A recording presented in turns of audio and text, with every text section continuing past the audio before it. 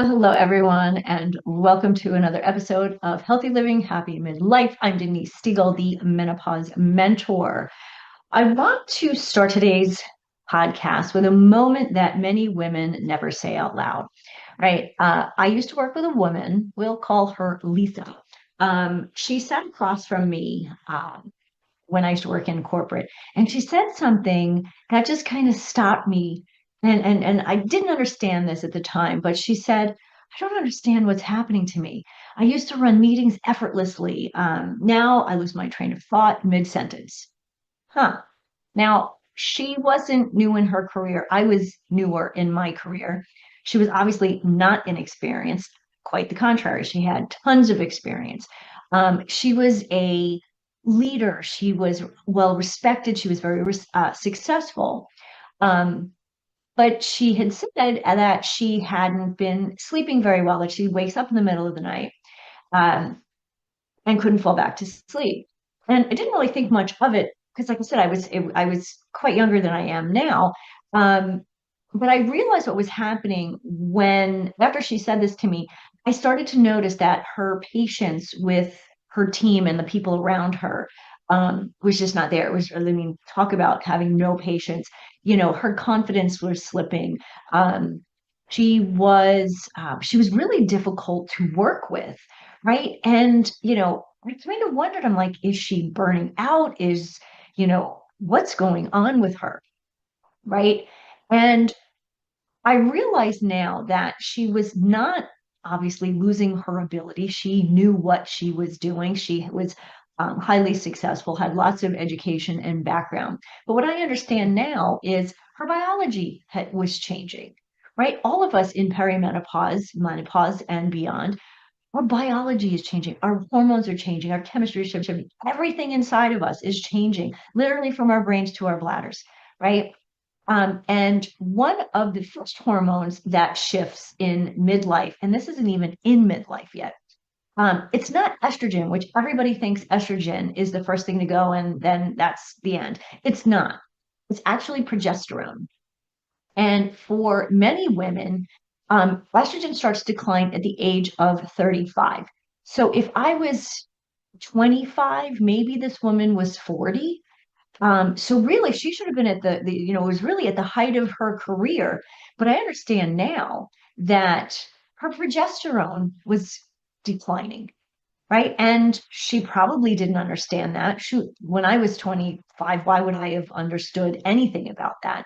But what I understand now about progesterone and hormones is that it's not a conversation we have with our doctors or our friends or anybody until it really starts until we get like the typical symptoms, the hot flashes, like those kinds of things. That's what we typically think of when we think menopause and hormones, right? But for many women, it's actually the progesterone decline that begins our hormone fluctuations, right?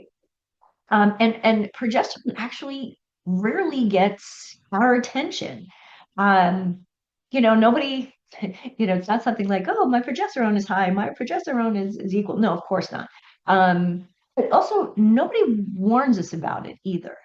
And not to say, red flag, warning, warning, your progesterone is declining, but more in an educational way to help you understand that progesterone functions like a quiet stabilizer of your entire system, right? Um, no one tells you this, back in the day when I started going through perimenopause, it just wasn't talked about. Perimenopause wasn't talked about. It was you were menopausal or you weren't. They didn't talk about the years leading up to it. But I often describe this situation um, in this way, right? If estrogen is the accelerator, right? Progesterone is the brake system, right? It keeps everything from running too hot, too fast, too loud, too crazy, right? Progesterone and estrogen, they kind of work in harmony. And let's think about this, if your brakes are not working, you're going downhill, you're going down fast, my friend, right? Progesterone the thing that I notice the most with progesterone is it helps with deep restorative sleep, not the sleep that you wake up here and there, but progesterone really is part responsible for that real um, refreshing restorative sleep that our bodies need, and that's that 7 to 9 hours of sleep. Progesterone is important for emotional steadiness, right? We think especially in Lisa's case, she was 40. And so, the emotional steadiness was not there, right? I don't want to say she had mood swings, but she definitely was either, she was not quite the woman she was when I first started working with her, right? She snapped very quickly. She was easy to judge. So her emotions just were not in check, right? Progesterone helps with clear thinking. It balances our blood sugar. That's really important because we know as we get older, we start to gain weight, right? And we blame it on, oh, I had 3 children. Oh, I haven't been eating right, or I haven't been exercising enough. And those things do add up. But if our blood sugar is out of whack, then that's just going to affect it even more. Progesterone also helps reduce inflammation, right? We know inflammation is the cause of so many diseases today. So if we can reduce inflammation, and progesterone has that effect, we make sure that our progesterone level is pretty good, right? And again, it will calm our stress response, right? This is that flight or fight, yes. Uh, Phenomenon that we have, right? And that actually is regulated, that regulates cortisol, right? If cortisol is high, we're always in that flight or fight mode. um, Biologically, so let's think about this, right? These are hormones. This is happening biologically in our body, right? Progesterone converts into a compound called get this one, allopregnanolone. Okay, allopregnanolone, really long word. And what this does is it actually it activates the GABA. Okay, we hear that we should take these GABA supplements for if we're having trouble sleeping, right? This is the brain's calming neurotransmitter. Okay, so we need those. So GABA is really important. So again, if progesterone converts to or activates GABA through allopregnanolone, our brain is automatically, calmer. Right? When we don't have the progesterone, it's not activating GABA, and that's where we kind of find that we're not sleeping. We're in that fight or flight mode. Our moods are a little crazy. Um, so I guess in simple terms, putting this simply, um, progesterone tells your nervous system that you're safe, right? When your brain feels safe, you lead better, you decide faster, you think clearer, right? We don't have that brain pause, brain fog, brain pause, as my friend Lauren reminded me the other day. She gave me that new phrase. Thank you. Um, so a safe brain, again, decides better, leads better, thinks clearer, sleeps better, right? And if you're waking up at 3 o'clock in the morning, let me ask, have you ever woken up at 3 or 2 or 4, wide awake, your mind is racing, and you're not really worried about anything in particular? It's just you're awake and you're kind of looking at the ceiling, trying to count sheep and doing all the things, deep breathing, all the things we have been told to do, but nothing is working, right? You're not really worried about anything. But at the same time, you're kind of worried about everything. And things that don't even make sense to worry about, right? You start to, worry about a presentation you have to do in a month. Really? In a month? You start worrying about your parents and your kids and your business and your future and the this and the fate of the world. Like all of these things. Not that these things aren't important, but they're really not important enough to be waking up in the middle of the night just to worry about. Right? If you can't control something, there's absolutely no reason to put and lose any sleep or any energy on things that you cannot control. And of course, you're going to be concerned for your parents, your kids, your business, your future, all of those things. That's different than getting up and being so worried that you can't go back to sleep. Right. So then what happens? You go to work, you're exhausted, and your brain at some point just refuses to power down, right? So many women think, oh, I'm just stressed out, right? But declining progesterone actually weakens your brain's calming pathways. So you think it's just stress, but it's more than that, right? It's the your body isn't able to manage the stress the way it used to.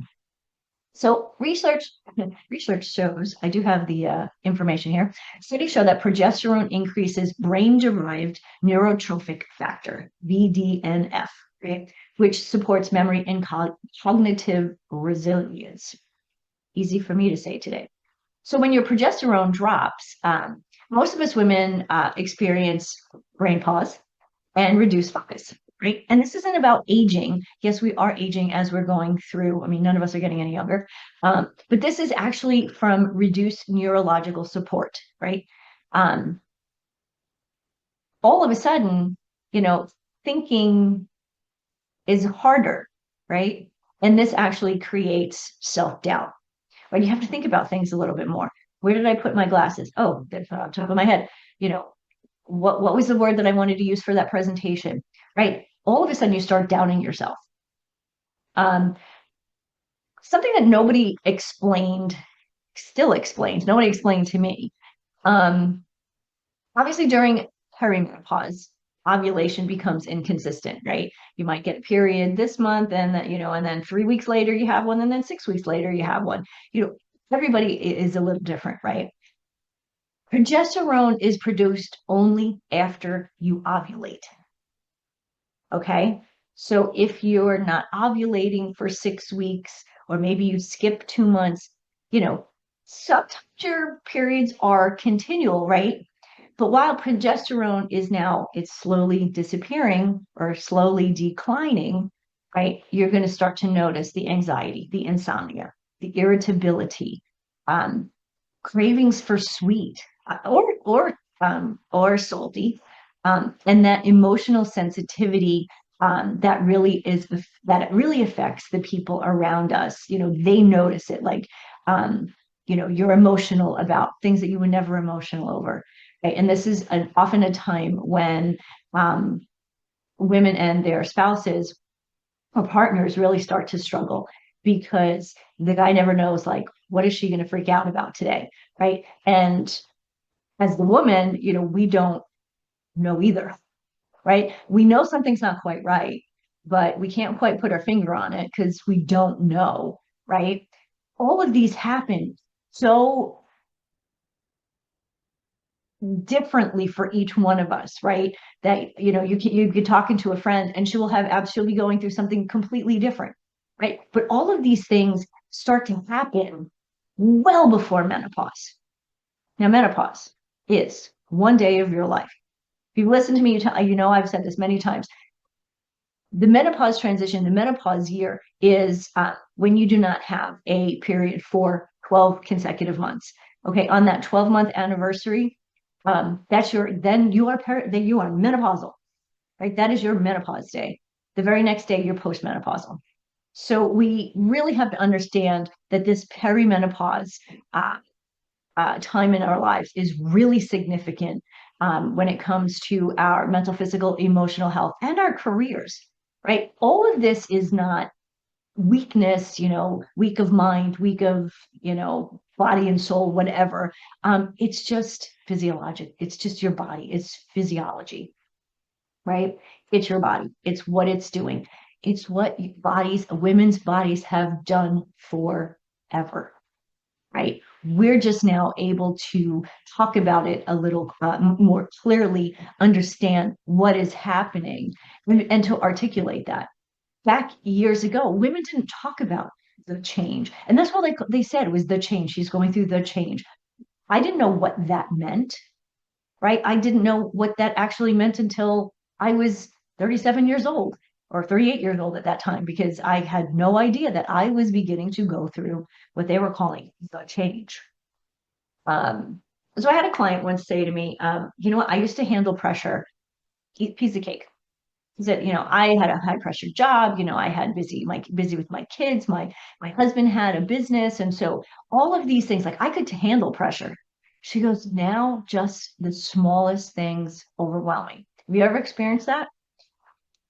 Nothing actually changed. She still had her career. Her husband had his business. Kids were a little bit older, but nothing changed really externally. She was still living the same life, right? Same job, same skills, same intelligence. Internally, however, something was different, right? This sleep, this sleep challenge that she was happening, and or that we can experience, um, can happen periodically. It could happen for months at a time. It could stop for a while, right?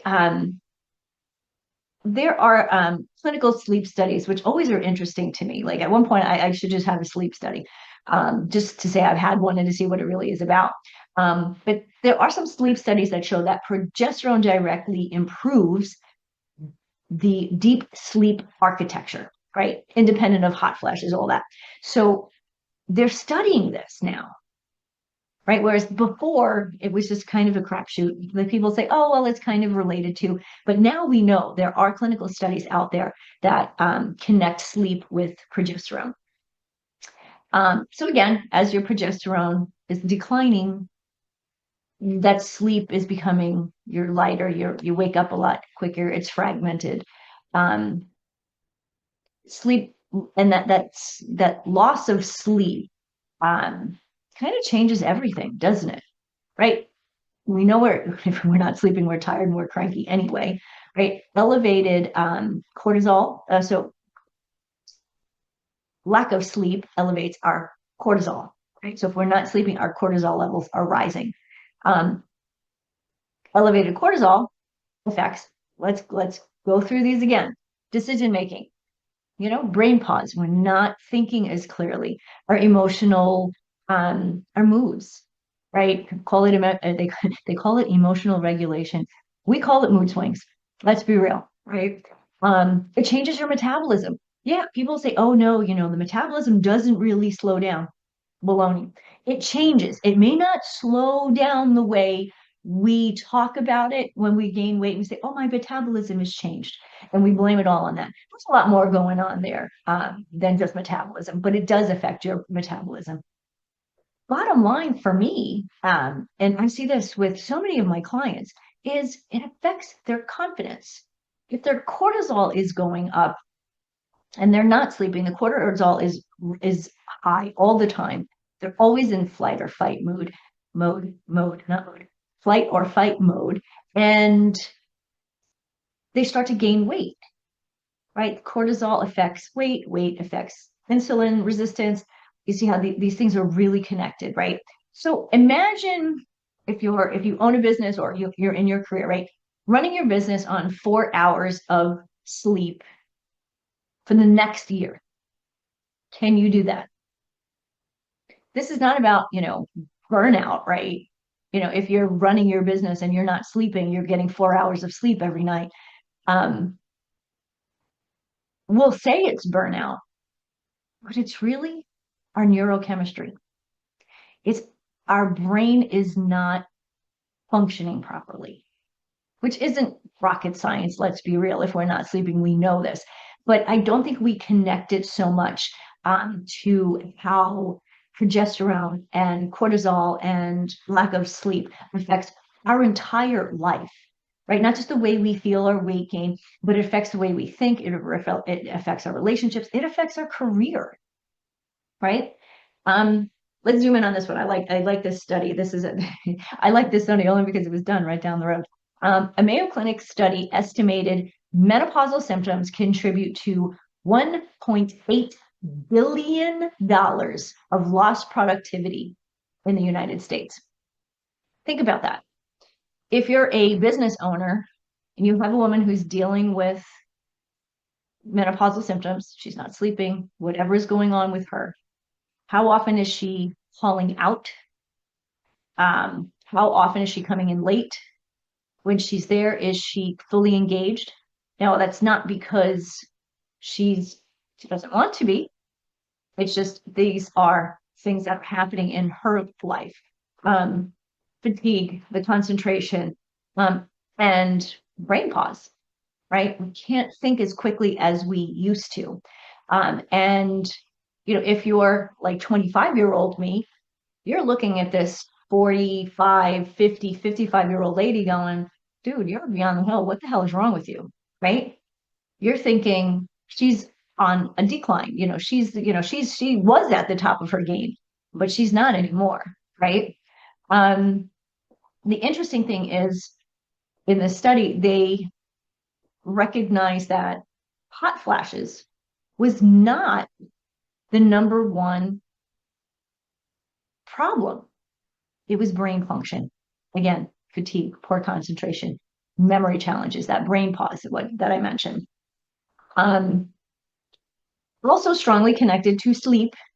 Everything is connected to sleep, right? For our hormone regulation, right? Hormone regulation. Dr. Mary Claire Haver says women often believe they're failing professionally when their hormones are actually shifting neurologically. So again, we go back to brain health. And this is the sad bit about this is this happens when we are at our peak leadership years, right? Like I said, 40 to 55, like that's like our peak.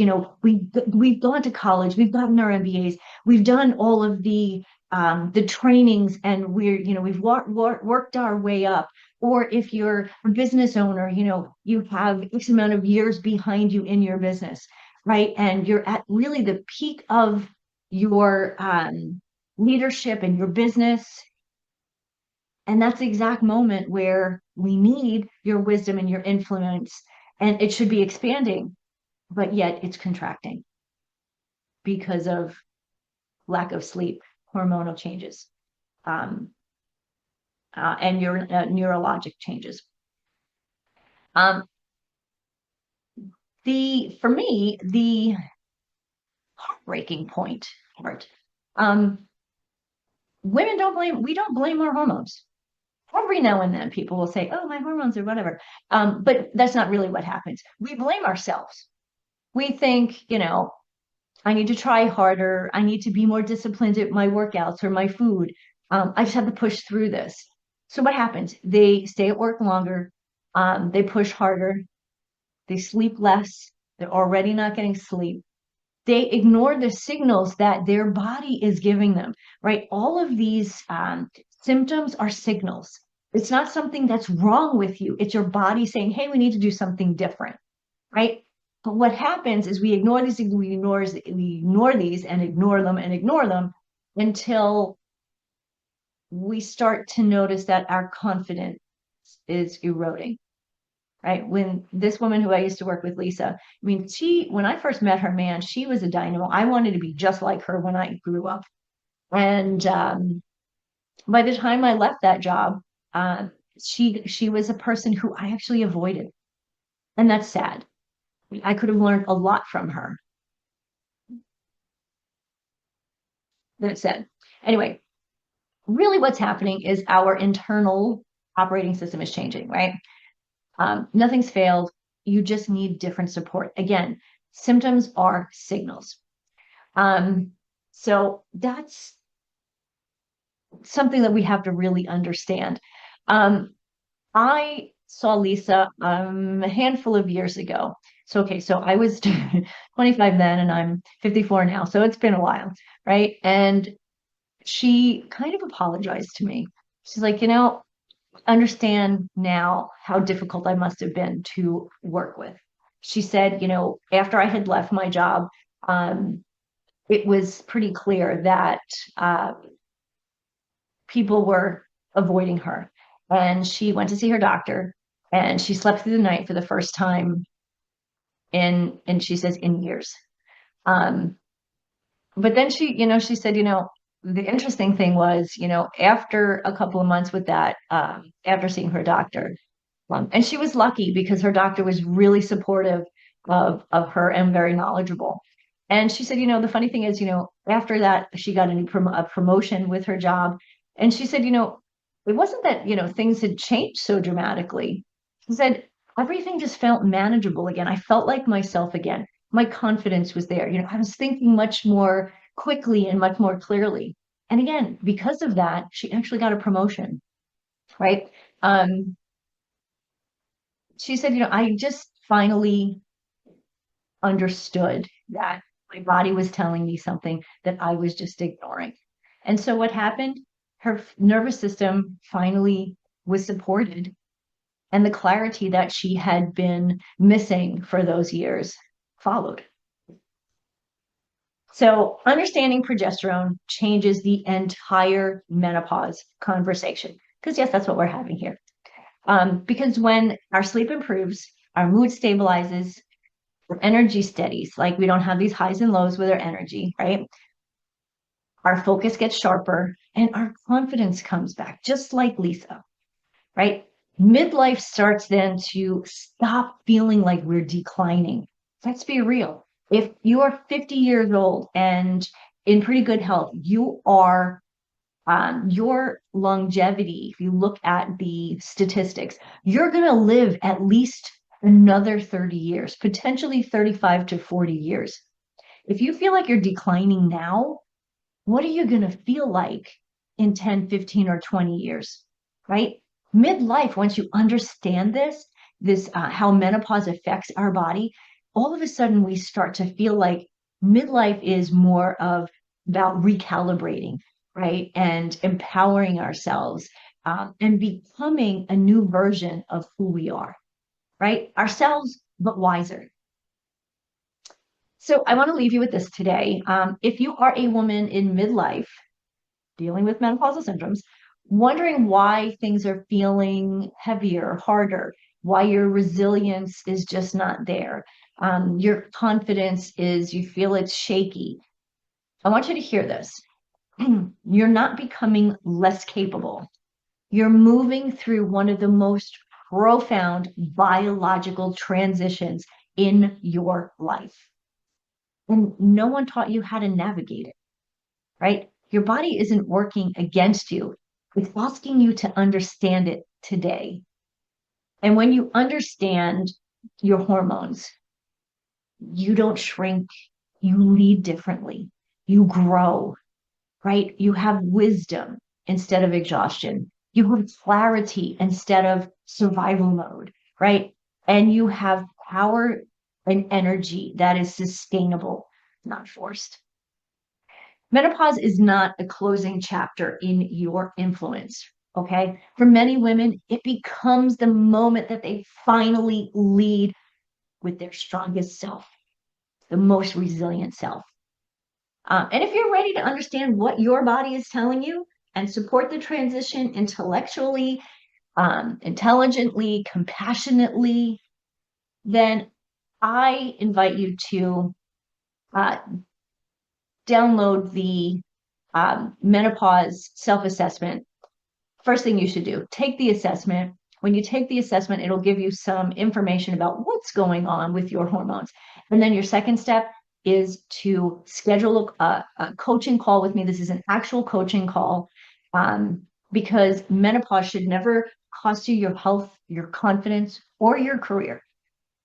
It becomes the reason where everything finally begins working with you. I'm Denise Siegel, the Menopause Mentor. I will see you again next time. Thank you for joining me for another episode of Healthy Living, Happy Midlife. My hope is that today's conversation left you inspired, encouraged, and ready to take the next step toward creating a vibrant, fulfilling life that you deserve. Remember, you don't have to settle for fatigue, brain fog, or frustration. Midlife is not the end of your story. It's the doorway to your next best chapter. And I'm here to help you walk through it with energy, with confidence, and with joy.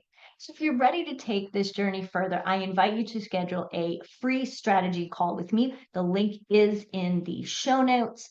And together we'll design a plan that works for you at this time in your life, for your body. So Be sure to subscribe, rate, and review the show on your favorite podcast platform. Catch the video version on YouTube so you never miss another episode. Share it with a friend who needs to hear that midlife can truly be the most powerful season of her life. Until next time, I'm Denise Stegall, reminding you that healthy living, happy midlife is not just possible, it's yours for the